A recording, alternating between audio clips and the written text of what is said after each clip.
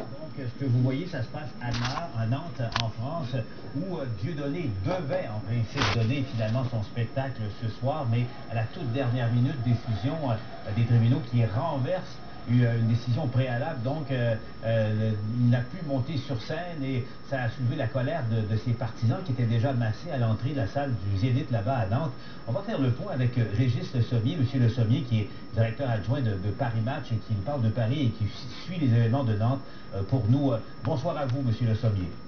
Bonsoir. Alors, on le disait, on suivait un peu, il y a eu, sans nécessairement parler de grabuge, mais on a senti les partisans et les amateurs, si on veut, de Dieudonné, pas du tout contents de ce qui s'était produit quelques minutes auparavant.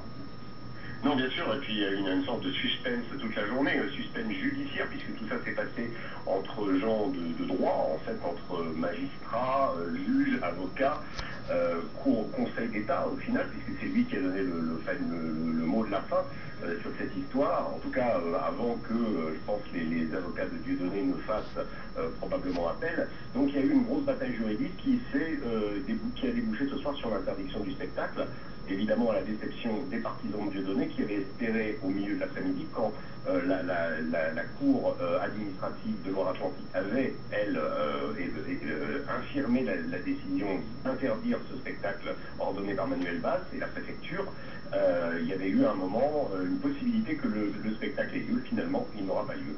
On a un peu l'impression, parce que ça nous touche beaucoup au Québec, Dieudonné est connu ici au Québec, M. Le Sommier, et puis, mais là, le débat, évidemment, soulève beaucoup de polémiques en France, ici aussi au Québec, et on a un peu l'impression de citer une collision entre le principe fondamental de liberté d'expression, bien sûr, mais aussi la lutte contre le racisme et éviter ce genre de dérapage-là. Alors là, on se trouve effectivement dans un problème qui est à la fois, qui déborde le cadre simplement juridique et qui est politique. On est dans le cadre d'un ministre de l'Intérieur, Manuel Valls, qui a pris une décision qui est d'interdire, ou en tout cas d'imposer une interdiction pour les spectacles de Dieudonné, ceci revêtant selon lui un potentiel de trouble à l'ordre public lié au contenu, lié à un antisémitisme supposé de Dieudonné, en tout cas exprimé pendant ses meetings. Je ne devrais pas dire ses meetings, ses spectacles, parce qu'il s'agit de ça. Et en fait, ce qui s'est passé, la position du gouvernement est assez étonnante, parce qu'elle intervient à un moment, on sait très bien, et vous connaissez Dieudonné a soulevé la polémique plusieurs fois, il a été traduit devant les tribunaux pour des propos jugés antisémites, condamnés, donc il y a un arsenal juridique qui existait. Pourquoi subitement demander l'interdiction des spectacles alors que le spectacle de Dieudonné n'est pas pire ni meilleur que le précédent? Ça fait plusieurs années que Dieudonné a dérapé, entre guillemets, et on trouve un peu étonnant, et beaucoup de gens s'interrogent là-dessus, sur l'impérieuse nécessité soudain de le museler. On dit, certains opposants évidemment à Manuel Valls de droite, mais aussi de gauche, parce que la gauche du PS est plutôt favorable quand on prend le front de gauche, qui est très anti-système, on dira, est plutôt favorable à la tenue des spectacles de Dieudonné et au fond anti-système que le personnage génère. Eh bien, on trouve qu'il y a un problème de timing.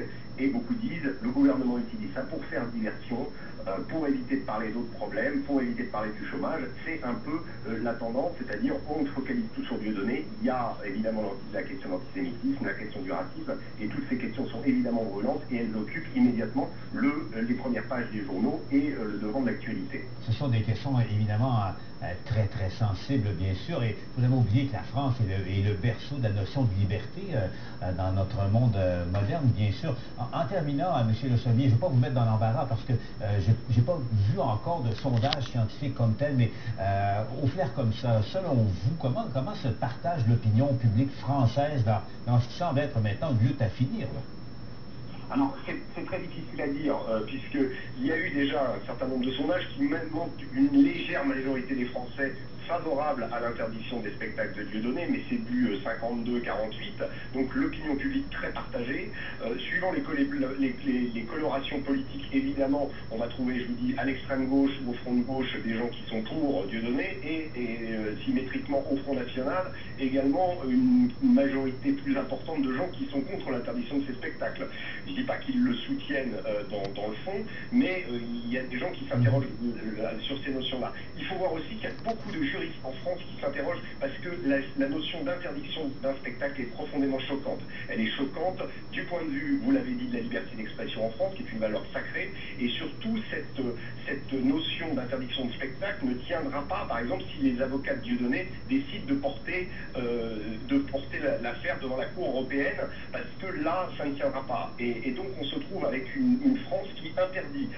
Et là, on est vraiment, il y a une notion qui est très dangereuse, et il y a un précédent très dangereux. Et voilà. Donc ça, c'est mon avis, et c'est aussi partagé par pas mal de juristes en France, cette difficulté, alors qu'il existe, si M. Dieudonné Mbala enfreint la loi sur les questions d'antisémitisme, il peut être traduit, il peut être accusé, il peut être traduit devant les tribunaux. Il y a un arsenal juridique pour ça au niveau des propos.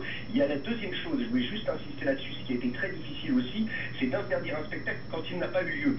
C'est-à-dire, en France, le droit est fondé, et c'est sur la chose fondée, pas sur l'intention.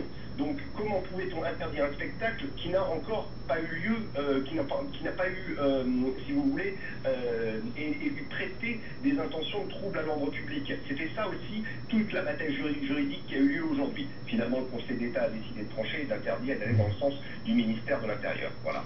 Avant de vous laisser, M. Le Sommier, parce que la prochaine manche demain, Dieudonné veut se représenter à nouveau devant les tribunaux. On va suivre ça, bien sûr, mais ils vont besoin de nous confirmer, avant de vous laisser, M. Le Sommier, que finalement, tout le monde s'est dispersé à peu près dans le calme, là, du côté de Nantes.